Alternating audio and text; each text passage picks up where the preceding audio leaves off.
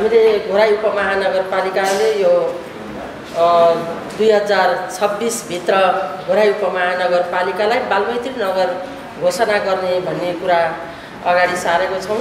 यसै कार्यक्रमको लागि हामीले हजुरहरूलाई आमन्त्रणा गरेको कुरा अनुरोध पनि गर्न चाहन्छौँ। सर्दीय घोराई उपमहानगरपालिका नगर प्रमुखज्यू, उपप्रमुखज्यू, सामाजिक विकास समितिका संयोजकज्यू र हाम्रो विज्ञ विकिरण गौतम सर र यहाँ उपस्थित हुनुभएका हाम्रा सम्पूर्ण वडाबाट पाल्नुभएका स्वयंसेविका दिदीबहिनीहरू, हामीले घोराई उपमहानगरपालिकाले 2026सम्म घोराई उपमहानगरपालिकालाई लैङ्गिक हिंसा नियन्त्रित नगर घोषणा गर्ने अभिप्रायले विभिन्न क्षेत्रमा कार्यक्रम गर्दै आएका छौँ। सबै क्षेत्रमा कार्यक्रम गरिसकेपछि हाम्रो सामाजिक शाखाले यो लैङ्गिक हिंसा निवारण सम्बन्धी कार्यक्रम महिला स्वास्थ्य स्वयंसेविकाहरूलाई पनि यो पहिलो चरणमा गरौँ र दोस्रो चरणमा पनि हामीले आगामी वर्षमा गर्ने नै छौँ भन्ने हिसाबले यो पहिलो चरणको कार्यक्रममा हामीले स्वास्थ्य स्वयंसेविकाहरूलाई आमन्त्रणा गरेको छौँ।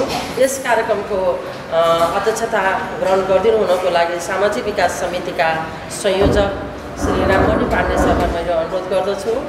प्रमुख अतिथि हाम्रो घोराई उपमहानगरपालिका नगर प्रमुखज्यूलाई मैले अनुरोध गर्दछु। त्यसै गरी हामीले उपप्रमुख श्री हुमा कुमारी डीसीज्यूलाई पनि मैले अनुरोध गर्दछु र यसै गरी विज्ञ बालमैत्री विज्ञ र लैङ्गिक हिंसा नियन्त्रण सम्बन्धी विशेषज्ञ हाम्रो विकिरण गौतम सरलाई पनि मैले आसन गर्नको लागि